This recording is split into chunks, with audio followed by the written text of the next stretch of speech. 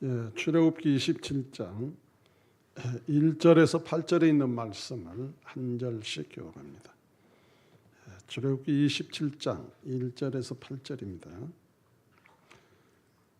너는 조각목으로 길이가 5규빗, 너비가 5규빗의 제단을 만들되 네모 반듯하게 하며 높이는 3규빗으로 하고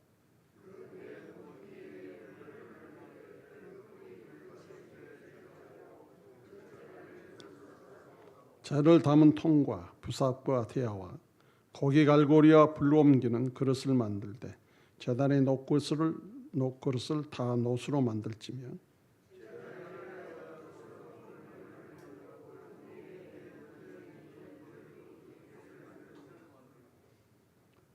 그들은 제단 주위 가장자리 아래 곧 제단 절반에 오르게 할지며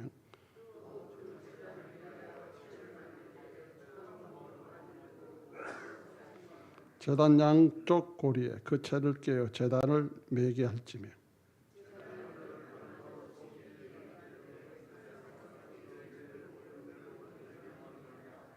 아멘. 기도하겠습니다. 살아계신 하나님, 오늘 또 주님 앞에 예배할 수 있게 해주시니 감사합니다. 우리 모두에게 하나님의 성령과 권능의 임재가 있게 하셔서 우리에게 주님의 기이하신 은혜 아래 잠길 수 있도록 복되게 하여 주옵소서. 더불어 종의 입술과 생각과 마음과 육체를 주관하시고 주의 말씀을 증거할 때에 성령으로 인도하여 주옵소서. 거룩하신 예수님의 이름으로 기도하옵나이다. 아멘. 네, 오늘 말씀의 제목은 하나님께 나아가는 길입니다. 자, 인간이 하나님을 떠나버렸어요. 앞에 장벽이 아무것도 없는데 결국 인간이 하나님을 배역하고 떠나버렸죠. 그래서 결국은 말씀대로 죽게 된 인간에게 살 수 있는 길이 없었습니다. 세상의 사람들은요, 살 길을 이것도 찾고 저것도 찾아요. 그런데 실질적으로는 사람은 지음받는 피조물이기 때문에 창조자를 찾아야 살 수가 있습니다. 그래서 하나님을 잃어버렸던 인간에게 이제 하나님께서 길을 열어놓지 않으면 하나님을 만날 수도 없고 다시 살 수가 없는 그런 속에 인간은 끝나게 된 것이죠. 근데 하나님께서 이제 인간에게 살 수 있는 길을 열어놓으신 겁니다. 그래서 이것을 아주 축소시켜서 성막으로 보여주고 있어요. 인간이 죄 가운데 있을 때 죄에서 해결할 수 있는 길을 따라 하나님을 만날 수 있는 길을 정확하게 이제 성막을 통해서 보여주고 있어요. 그래서 오늘은 그 성막의 뜰에서 들어가면 바로 번제단이 있죠. 그 다음에 그 성막 뜰 안에 감춰져 있는 뜰이 있고 그 다음에 물두멍이 있고 그 다음에 이제 등대가 있습니다. 그래서 오늘은 제단과 성막 뜰과 등대에 대해서 오늘 27장에 나와 있어요. 그래서 여기서 하나님이 열어주지 않으면 이 길이 열 수가 없어요. 예수님이 이제 오셔서 이 일을 이루시면서 가시면서 이렇게 말하죠.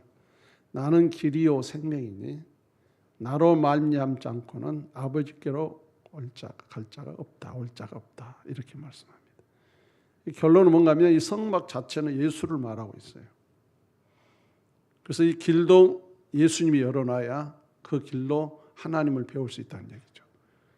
그래서 하나님은 모든 것을 축소시켜서 하나님 자신이 그 일을 하는데 육신의 몸을 입고 오신 예수로 말미암아 이 일을 성취하게 하셨습니다.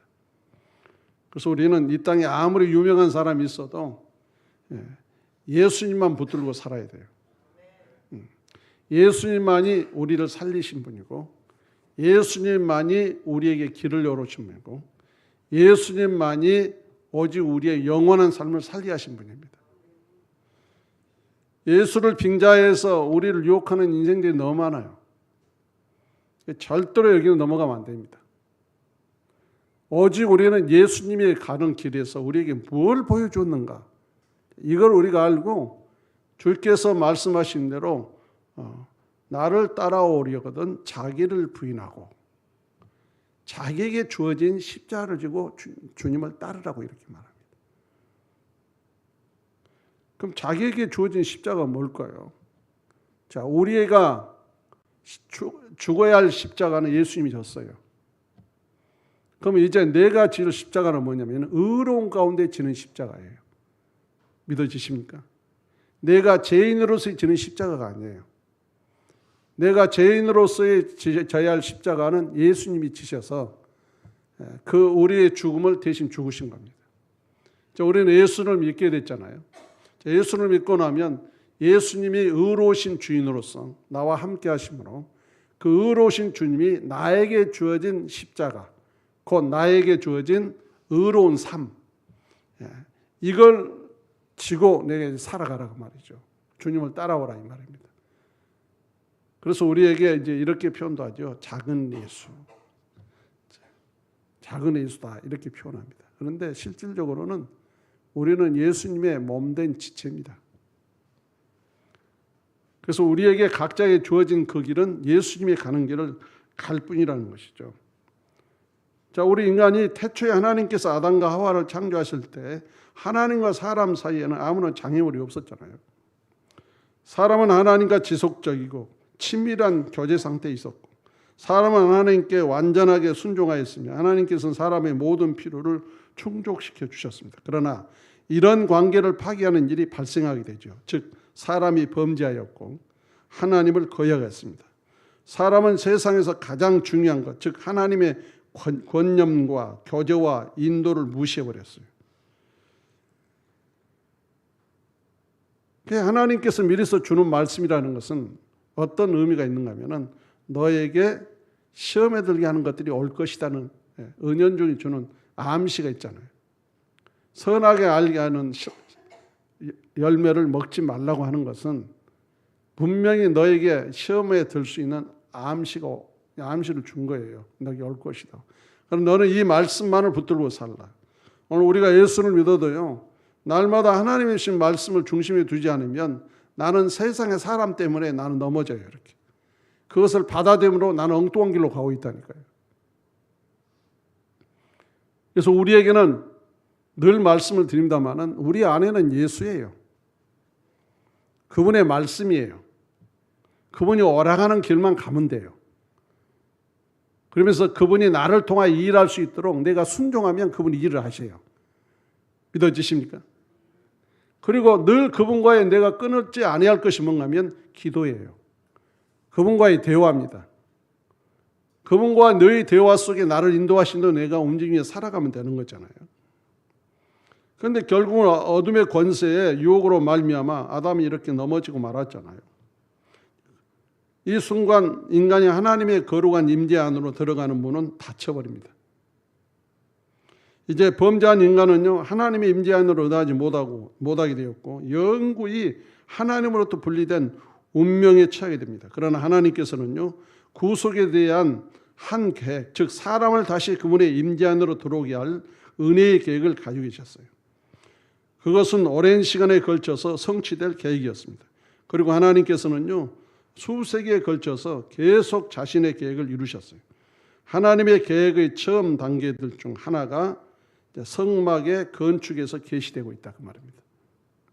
성막을 통하여 하나님께서는요, 제사장들로 하여금 백성을 대신하여 하나님의 임재 안에 서도록 허용해 주신 거죠. 그러나 하나님의 백성들은요, 여전히 하나님과의 가깝고 친밀한 교제와 그분의 임재를 경험하는 것으로부터 멀리 떨어져 있었습니다. 왜냐하면 그들은 직접 하나님께 나아갈 수 없었고 오직 중보자를 통해서 그분께 나아가야 했다 그 말입니다. 그러나 주목해야 할 것은요, 성막은 다가올 보다 더 위대한 것의 그림자였다는 거죠. 하나님께서는 자신의 임재 안으로 들어가는 문, 즉 언제 어디서고 하나님께로 나아갈 수 있는 문이 되는 한 인격체를 세상으로 보내실 계획을 하셨습니다. 바로 그분이 예수 그리스도입니다. 그래서 예수 그리스도만이 우리를 구원의 길로 열어놓으신 하나님입니다. 그러니까 모든 게 하나님은 예수로 말미암아 우리 인생에 해결할 문제를 다 해결하신다 이 말이죠. 우리의 죽음의 문제, 우리가 하나님께 갈 수 있는 문제, 하나님과 영원히 살 수 있는 문제를 다 예수님을 통해서 이루시겠다는 거죠. 그래서 이 일은 뭐 사람이 이룬 게 아니에요. 하나님이 이루셨습니다. 그래서 우리에게 뭐라고 하면 믿으라고 그래요. 믿으라고. 여러분, 믿음이 뭘까요? 믿음은 그 사건을 믿고 이제 그분을 주인으로서 함께 사는 것이 믿음이에요. 아멘. 사람들은 이렇게 해요. 예수님이 나를 구원했다는 거, 그것만 믿으면 천국 간다고 착각들을 하는 경우가 많아. 그러니까 자기 행동을 막 하나님 기뻐하지 않은 행동들이에요. 그런데요, 믿음이라는 것은 이루신 사건을 믿고 그분이 나의 주인인 것을 믿으며 내가 그분과 함께 살아가는 것이 믿음이에요. 아멘. 그래서 이 믿음이 어떤 믿음이냐? 살아있는 믿음이에요. 살아있는 믿음. 그러니까 살아있다는 것은 여전히 사신 분과의 내가 함께 살아가는 삶이잖아요. 그러니까 내가 그분과 함께 살아가는 삶 속에 그분의 행동을 따라서 내가 움직여지고 그분의 것이 나에게 나옴으로 말미암아 그 생명이 흘러가니까 다른 영혼들이 주님을 만나는 역사가 있게 되고 그러는 거죠. 여러분, 변화되었다는 얘기가 뭘까요? 과거에는 전혀 쓸모없는 인생이 이제는 새로운 것을 받아들이므로 그것 때문에 변화되어 새로운 인생을 산다는 얘기잖아요. 그러면 새로운 인생을 그분이 계속 살아야 그 변화된 것을 계속 유지할 수 있듯이 오늘 우리가 예수를 영접했다면 예수의 사람으로 계속 살아야 그의 살아있는 존재다 그 말입니다. 그래서 하나님은 말씀을 우리의 양식으로 말을 해요. 말씀은 영적인 양식이죠. 그래서 늘 하나님과의 교통하며 주는 말씀을 따라 내가 움직일 때 살아있는 존재로 산다는 것을 표현해 주고 있습니다. 자, 이런 일들을 이루시려고 하나님께서 인간에게 가장 알기 쉽게 보기에 쉽게끔 이 절차를 통하여서 그들이 이 제사로 지나가는 그 과정까지 행동까지 하게 하심으로 말미암아 하나님께 나아가는 길을 확실하게 보여주고 있다고 말이죠. 자, 오늘 1절과 8절에는 번제단이죠. 번제단. 구속과 화해의 필요성을 상징하고 있는데 번제단은 성막에 들어 있었고 제단은 각종 희생 예물을 드리는 곳으로 하나님과 인간을 이어주는 거룩한 장소입니다. 이 제물이 죽지 않으면요 우리는 죄에서 해결할 수가 없어요.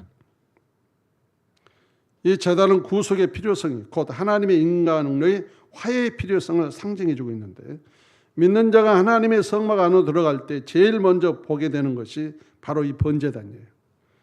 이때 들어갈 때 어떻게 할까요? 짐승에 흠없는 짐승을 끌고 와가지고 거기다 안수를 해요. 무슨 안수를 하면 자기 죄를 전가시키는 거예요. 거기다. 그러면 이 제물은 전가 받은 이 제물은 번제단에 태워서 죽은 거예요. 죄를 가져간 거죠. 그렇다고 다 해결된 게 아니에요. 이제 여기서 다음 절차는 뭐냐면은 이제 건물 안으로 들어갈 때 물두멍이 있는데 거기 손과 발을 씻어야 돼.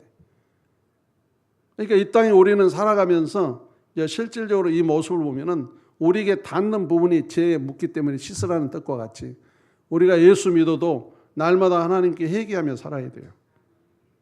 아멘. 거룩한 주님 앞에 내 자신이 고백하며 살아야 된단 말이에요. 그렇지 않으면 우리는요 여전히 그 죄에 끌려 살아갈 수 있어요.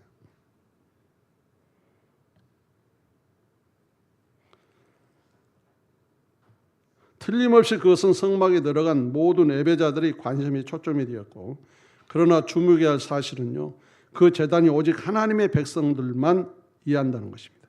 그 제단은 하나님께서 자기 죄를 위한 구속을 필요로 하는 사람들을 만나신 곳인데 이 놋제단은요 쳐다보는 자에게 분명히 가슴 벅찬 감격이었을 것입니다. 뜨겁고 붉게 타오르는 불이 있는 이 제단은요 희생 제물을 살피는 제사장들에 의하여 둘러싸여 있었습니다. 그 장중한 구조물은요 문 안으로 들어가는 모든 사람이 그냥 지나칠 수 없었으며 따라서 그 제단은 구속의 필요성 곧 희생의 필요를 통한 하나님과 화목의 필요성을 상징해 주고 있어요. 그래서 예수님의 희생으로 하나님과 우리가 화목하게 되었다. 죽어야 할 내가 죽지 않고 예수님이 대신 죽어주셨다. 그래서 날마다 우리는 주님 앞에 감사하고 살아야 돼요. 내가 예수 때문에 살게 되었다는 거 이거 하나만 감사하고 살아야 돼요. 그런데 이제 예수를 믿으면서 내가 생활 가운데 어떤 고난과 역경이 오게 되면 주님 앞에 원망하는 경우가 있잖아요. 그러면 안 돼요. 왜냐하면 내가 살았잖아. 그러면 그거를 풀어가야지. 주님 앞에 기도하면서 풀어가야지. 주님을 원망하면 안 된다는. 왜? 나를 살려주셨잖아요. 그래서 주님은 기도할 수 있는 길을 열어놓았고 이렇게 살아가시기를 주의 이름으로 축원합니다. 그래서 언제나 내 앞에 놓이는 문제는 주님으로 풀어가야 돼요. 기도하면서 지혜를 얻으며 내가 행동하며 살아가야 돼요. 항상 내 안에서는 나를 구속하신 주의 은혜에 감사하고 내가 살았다는 거. 자, 이거를 조각목으로 만들려고 그랬죠. 규격대로 만들라고 그럽니다. 그리고 내 모퉁이에 뿔을 달라고 그래요. 뿔을. 제단의 뿔들은요, 몇 가지 진리를 상징할 수 있는데 그 대속물로 받으셨다는 사실을 상징합니다. 이것은 희생제물의 의식에 보여지는데 약간의 피를 뿔들에 바른 후에 나머지를 제단 밑에 붓게 됐습니다.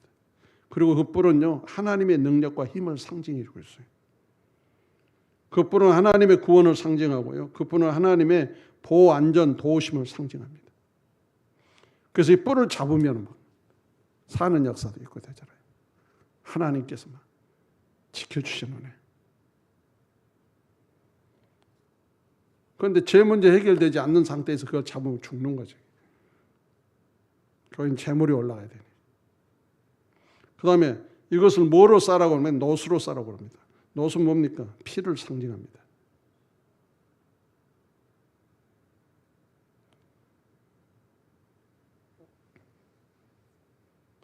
모든 기구가 노수로 만들어져 있고 하나같이 처음에 들어갈 때는요.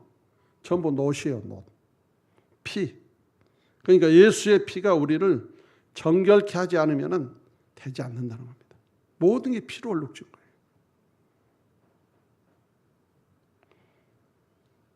결론은 뭘까요? 어둠의 권세는 죄 가운데 있는 자들을 통하여 피를 흘리게 만드는 거죠. 예수님은 자기 백성이 왔는데 그들의 마음과 모든 것은 사단의 종이었잖아요. 예수님을 십자가에 못 박아 죽이잖아요. 유대인들은 자기들이 직접 죽이지 않지만은 로마 군정에 넘겨주고 로마 군병들이 예수님을 죽이고.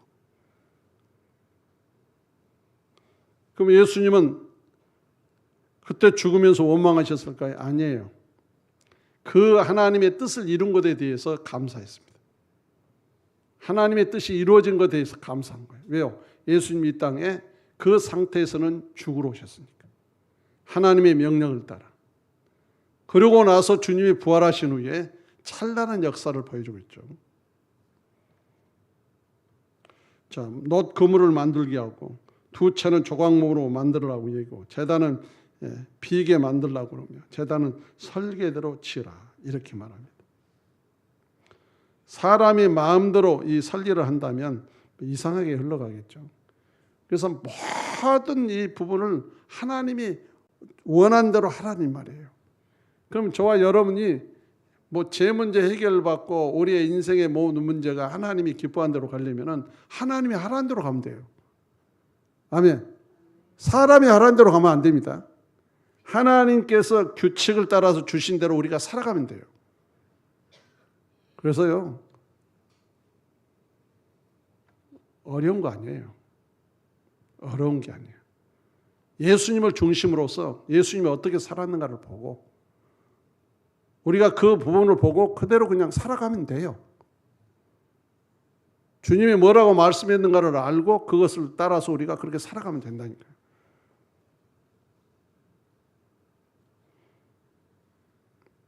사람들이 만드는 게 많죠. 사람들이. 막 자기 생각대로 만든 것들이 많아. 그런 것에 우리는 넘어가면 안 돼요. 자, 예를 들어 얘기해 볼게요. 자, 이 안에 우리는 영적 존재입니다. 자, 어둠의 권세가 문을 닫아도 들어와요. 문이 닫아졌어도 나갑니다. 믿어지십니까? 그런데 사람들은 육신으로 생각해갖고 문을 열어놔야 돼. 문을 열어놔야. 그것들이 다 나간다고. 그거는 우리에게 있었던 안 좋은 악취들이 이런 것들이 이제 바람을 통해 나가도록 만드는 것이지, 영적 존재가 무슨 문을 닫는다 해서 안 나가고 문을 연다 해서 나갑니까? 그거 아니죠. 그래서 여러 가지로 이런 부분들이요, 사람들이 만드는 게 많아. 그런데 우리는 그런 게 넘어갈 필요 없어요. 믿어지십니까? 예수님이 문을 닫아도 들어오시잖아. 세상에는요, 사람들이 만드는 게 너무 많아요. 그럼 사람들은 그게 그런 줄 알고 또 그대로 하거든. 그럼 사단은 그렇게 역사하는 거예요. 하나님이 하라는 대로 하면은 됩니다. 하나님이 하라는 대로 하죠. 예수님이 하시면서 직접적으로 보여준 것은 우리가 다 그 길로 따라올 수 있도록 주님이 확실하게 보여주었으니까 그냥 우리가 그렇게 따라가고 내 마음을 지켜달라 하면서 주님 내가 그 길로 가게 해달라고 기도하면서 나가는 것이 정상이죠. 성막을 더 아름답게 꾸민다고 한들 하나님과는 상관이 없는 거죠. 다음은 성막들입니다. 9절에 19절. 하나님께 나아갈 수 있음을 상징하는데, 성막의 뜰은 하나님께 나아갈 수 있음을 상징하고 있어요. 성막들에는 번제단과 물두멍이 놓여 있었고 새 마포 휘장으로 경계를 이루고 있었습니다. 뜰은 몇 가지 목적으로 사용되는데, 이는 성막을 짓는 데 있어서 중요한 근거인데, 먼저 이 성막의 전체적인 목적을 우리가 기억할 수 있는데요. 성막은 하나님께서 자기 백성과 함께 거하시는 곳, 즉 백성이 하나님께 나아가고 하나님을 예배할 수 있는 곳이 되어야 합니다. 뜰은 바깥 세계로부터 거룩한 하나님의 임재 사이의 울타리 역할을 하였는데, 세상과 하나님의 임재 사이에는 분명한 뭐가 있어요? 경계가 있다는 거죠. 하나님의 성막은요, 지상에서 가장 거룩한 곳이었으며 따라서 거룩한 곳에 아무나 함부로 들어갈 수 없습니다. 오직 믿는 자들만이, 진정으로 믿는 자들만이 들어갈 수 있었다는 거죠. 뜰은 하나님의 분명하고 주목할 만한 진리를 계시하고 있습니다. 그래서 하나님의 임재 안으로 들어가는 유일한 길은요, 한 입구를 통해서, 한 문을 통해서입니다. 그래서 두 가지 문이 없어요. 한 문이야, 한 문. 예수님이 양의 문이라고 그러죠. 요한복음에 보면 그러잖아요. 나는 양의 문이다 그러잖아요. 그러면 양은 누굴까요? 주를 믿는 우리를 얘기하는 거예요. 아멘. 그래서 우리 인생이, 양은 뭐니까 우리의 목자의 보호를 받아야 되는 거예요. 인생은 예수님의 보호를 받아야 돼요. 그래서 그분이 안내한 대로 따라가면은 푸른 초장으로 인도를 받아서 풍성함을 얻게, 또 물 가운데 인도를 받아서 물을 마실 수 있고, 그분이 우리를 인도한다는 거죠. 이걸 어디서 볼 수 있는가 하면은, 지금 오늘 이제 성막을 지으라고 그러는데 이스라엘 백성을 하나님이 인도하는 걸 볼 때요, 하나님은 목자시잖아요. 애굽에서 끌고 나올 때 이들을 하나님이 인도를 해요. 그런데 자기들은 삭막한 곳으로 인도한 줄 알아. 그런데 하나님께서는요, 그런 곳에 그들을 인도할지라도 마시게 하시고 먹게 하신다는 거예요. 반석에 샘물 나게 하셨죠. 하늘에서 만나가 떨어지게 하셨죠. 예, 하나님이 인도하신 곳으로 향해 가면은 이들은 살 수 있었어요. 결국은 하나님께서 광야길을 인도하셔서 그들에게 가나안 땅에 들어가게 하신 역사를 볼 수 있습니다. 주님은 신이십니다. 우리의 눈에 보이지 않지만 주님은 오늘도 우리를 인도하세요. 아멘. 이 사실을 믿어야 돼요. 주님은 우리를 인도하십니다. 그런데 인도하실 때마다 하나님이 나에게 그 황해에서 무슨 말씀을 주는가를 생각해요. 다시 말하면 나에게 그 순간에 기도하게 하셔서 극복할 수 있는 길로 안내하신다 그 말이죠. 그래서 그때마다 기도하면 하나님은 모세를 통하여서 지팡이를 내밀라고도 하시고, 그 다음에 나무가지를 들어서 쓴물, 마라의 쓴물에 던지라고도 얘기도 하시고, 이게 전혀 뭐 아무 말도 안 했을 때 그런 게 아니라 모세가 기도했을 때 알려줘요. 그 상황을 하나님께 안 했을 때. 물이 없을 때도 하나님께서 아랠 때 알려주시잖아요. 반석을 치라고. 이게 물이 솟아나죠. 이때는 시내산에 오기 전이었어요. 그런데 말씀을 받고 나서 가나안 땅을 가는 과정에서 물이 또 없었잖아요. 그때 하나님은 뭐라고 말한가 하면은 명령하라고 그래요. 명령하라. 하나님의 백성은 명령하는 것입니다. 믿어주세요. 주의 말씀을 붙들고 명령하는 거예요. 선포하는 거예요. 선포. 그런데 모세는요, 시내산에 오기 전에 했던 행동을 그대로 갖다가 반석을 치는 거예요. 그러나 하나님은 모르는 주셨어요. 그런데 왜 모세가 그렇게 행동을 했을까? 자기 감정을 못 이겨가지고. 그래서 하나님이 너는 내 영광을 가렸다고 그랬게. 내 영광을 드러내지 않았다. 이제부터는 말씀을 받고 난 다음은 이 백성이 하나님과 함께한 백성이 됐기 때문에 이제는 어떤 상황에서도 하나님 주신 말씀대로 뭡니까? 명령하는 거죠. 오늘 또 우리가 예수 이름으로 선포하는 것이잖아요. 그럼 되는 거예요. 왜요? 내가 아니고 내 안에 예수가 주인이기 때문에. 그 문제가 해결되어지는 거예요. 주님이 주신 말씀을 통하여 선포하는 거예요. 이렇게 살아가시기를 주의 이름으로 축원합니다. 우리는 선포하는 자예요. 선포하는 자. 주님 앞에 내가 기도하는 것은 하나님, 내가 이런 상황이 있는데 하나님 나에게 이 상황에서 극복할 수 있는 은혜를 주시고 주님이 내게 말씀해 주소서. 말씀하실 대로 내가 선포하면 되죠. 왜? 주님이 이루실 거니까. 그럼 방해하는 어둠의 권세는 사라질 거 아니에요. 뜰을 지으라고 하시고 남쪽에 지어야 할 규정도 주고 북쪽에 지어야 할 규정도 주고 서쪽에 지어야 할 규정도 주고 동쪽에 지어야 할 규정까지 또 입구의 문은 하나만 만들라고 말씀하시고 기둥은 은 가름대와 은 갈고리 연결시키고 모세에게 계시된 규정이 강조되고 있음을 봅니다. 그래서 하나같이 모든 규정대로 하라는 거예요. 예수님이 제자들 앞에서 어린아이를 세워놓고 어린아이와 같은 믿음을 가지라고 얘기하죠.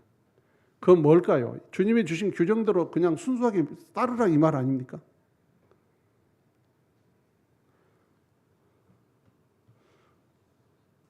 우리는요, 육신적으로 이 세상을 살다 보면요, 우리의 머리가 생겨가지고 자기 속에서 하나님이 이렇게 하면 더 좋아하시겠지, 저렇게 하겠지, 이렇게 생각에 빠질 수 있거든요. 근데 절대로 그러면 안 돼요. 하나님은 딱 규정을 정해놨어요. 그래서 우리는 그대로만 순종하면 됩니다. 어린아이든지 어른이든지. 아멘. 그래서 그대로 우리가 행동하면 되는 거예요. 그러면 하나님은 자신이 일을 드러내신다니까요. 그래서 우리가 하나님의 일을 하는 것은 내 일이 아니고 하나님이 자신의 일을 나를 통해 하시는 거예요. 그래서 그게 할 수도 있고 저렇게 할 수도 있고 사람이 보는 가운데. 그러나 하나님이 하신 일은 우리가 볼 때 작은 것 같으나 큰 거예요.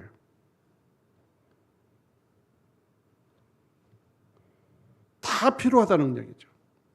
어느 사람이요, 집에서 살 때 하도 거치장스러운 철사가 있어서 버려버렸대.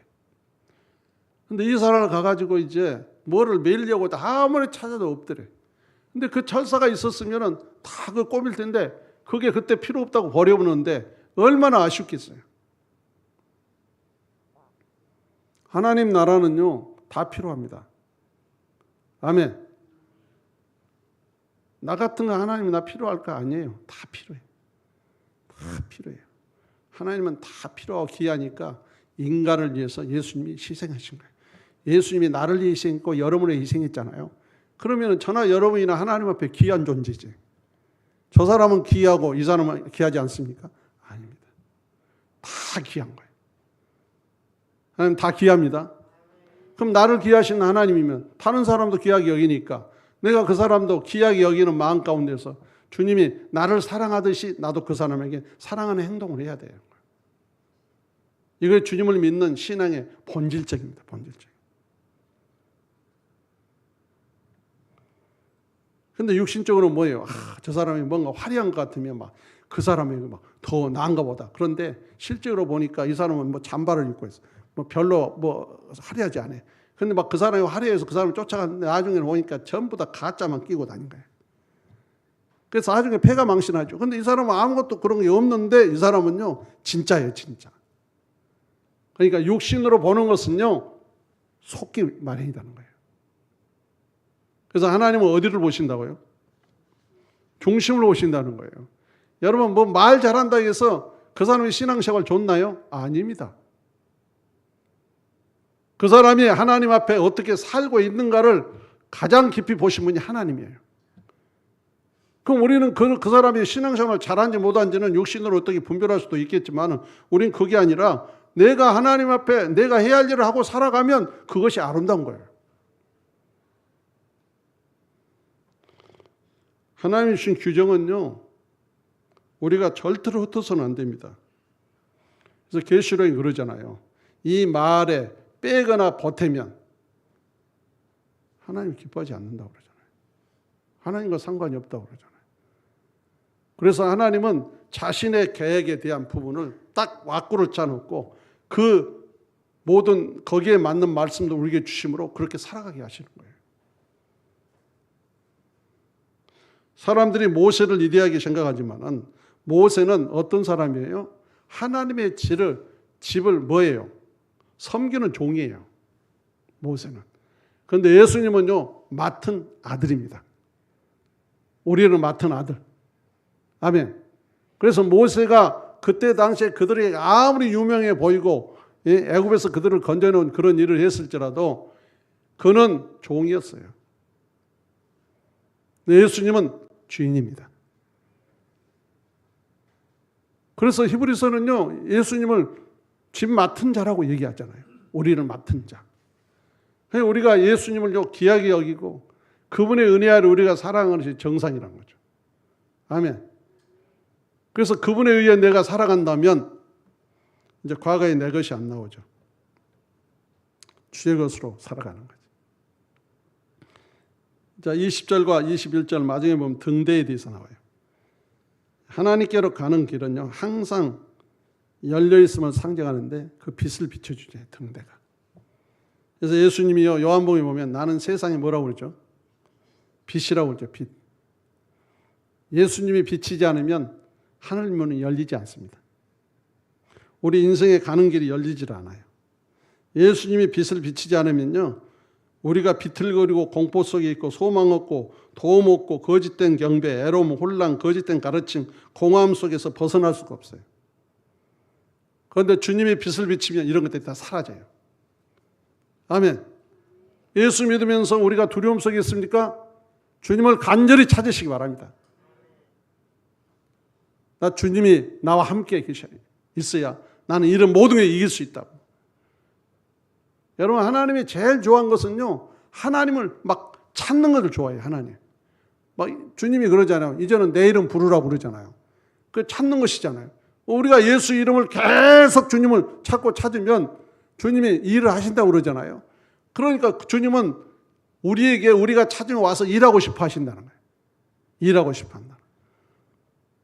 많이 찾으시기 바랍니다. 많이 찾으세요. 집에서 키운 강아지나 고양이 찾으려고 다니지 말고 예수님 많이 찾으세요. 저 월드컵 공원에 보니까 사람들이 막 강아지 껴안고 다니고 막 이렇게 다니더만. 그래서 막 또 한번 걸어갔더니 어떤 사람이 와가지고 사진을 보면서 이 강아지 못 봤냐고 막 이런 얘기를 하더라고. 뭐 자기가 좋아하니까 그렇게 찾게 됐죠. 그런데 우리는 예수 믿으니까 내 인생의 문제를 풀어주고 또 내가 다른 인생의 문제도 풀어줄 수 있는 것은 예수님을 찾아야 되잖아요. 우리 예수님을 찾아야 돼요. 막 자나깨나 주님을 찾아요. 그 이름 부르면 주님은 너무 좋아하잖아요. 여러분, 다윗이요, 그디할 수 있었던 것은요, 여호와 이름을 부르던 거예요. 다 그분의 이름을 부르잖아요. 여러분, 시편 봐봐요. 끊임없이 그 고난 속에서도 여호와를 부르며 그 이름을 말하면서 막 인정하잖아. 막 인정해. 그분은 나의 피난처시고 나의 반석이시고 나의 요새시고 나를 돕는 분이시고 막. 여호와는 그렇다는 여호와는. 오늘 또 예수는 나의 구원자이시고 나를 지키시고 나를 인도하신 분이야. 나를 보호하신 분이야. 그분이 나의 등불이 되시고 그분이 밝혀줘야 하나님을 어떻게 섬길 것인가를 알게 되고 분별이 되어진다는 것입니다. 성막과 성전의 이 장소는요, 분량이 굉장히 많아요. 그 뭡니까? 여기는 예배의 중심이거든요, 예배. 예배의 중심인데 이걸 하나로 묶어가지고 예수님의 삶에 대해서 딱 얘기해놨어요.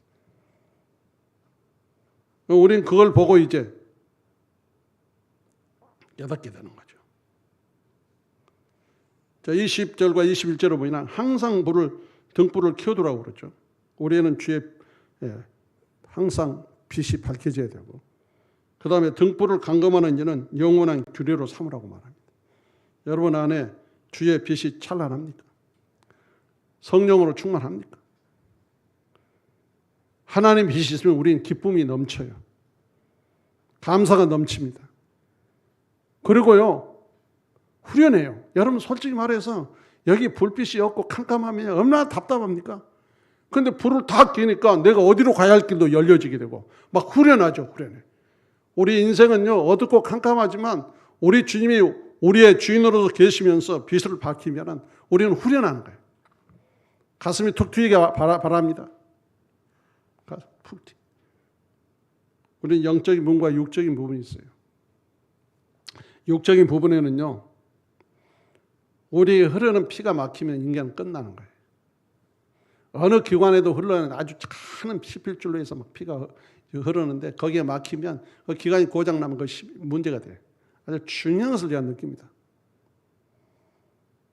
근데 그런 것들을 이제 빼내기 시작하면요, 그 흐르잖아. 그러니까 사람이 새로워지는 거예요. 그게. 이와 같이 우리에는 어둠의 권세로 말면 어둡고 캄캄한 곳에 주의 생명이 흐르면 우리는 살 수 있어요. 절망하지 마시기 바랍니다. 주님은 살아계셔요. 그분의 성령과 권능을 부으셔서 우리를 살아가게 하신다. 그분이 우리의 주인으로서 일을 한다는 거죠. 여러분 요한복음 1장 4절에 보면요, 그 안에 생명이 있으시니 이 생명은 사람들의 빛이라. 9절에 참빛 곧 세상에 와서 각 사람에게 비추는 빛이 있었나니. 8장 12절에 요한복음 예수께서 또 말씀하여 이르시되 나는 세상의 빛이니 나를 따르는 자는 어둠에 다니지 아니하고 생명의 빛을 얻으리라. 고린도후서 4장 6절에 봅시다. 어두운 데 빛이 비치라 말씀하셨던 그 하나님께서 예수 그리스도의 얼굴에 있는 하나님의 영광을 아는 빛을 우리 마음에 비추셨느니라.